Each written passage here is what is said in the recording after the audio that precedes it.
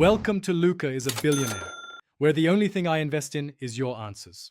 Start by choosing a 1.5-inch thick ribeye or New York strip for even cooking and flavor. Pat the steak very dry with paper towels to remove surface moisture. This helps the crust. Salt the steak about 1 teaspoon per 8 ounces, covering all sides, and place it uncovered in the refrigerator for at least 1 hour or up to overnight for a dry brine.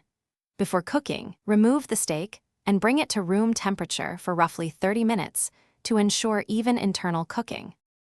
Heat a heavy cast iron skillet over high heat until it is very hot and shimmering. Add 1 tablespoon of neutral oil like canola.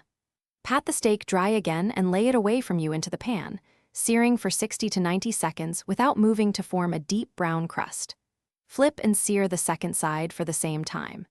In the final 45 seconds, add 2 tablespoons of butter, 2 smashed garlic cloves, and 1 thyme sprig. Tilt the pan and baste the steak with the melted butter. After searing, transfer the skillet to a 375 degrees F oven and finish the steak for 6 to 10 minutes until an instant-read thermometer reads about 125 degrees F for medium rare. Remove the skillet, transfer the steak to a cutting board, and tent loosely with foil. Rest for 5 to 10 minutes so juices redistribute and the internal temperature climbs slightly. Slice the steak thin against the grain to maximize tenderness. Then spoon the pan butter and juices over the slices before. Thanks for watching and please subscribe. It's the best investment you'll ever make.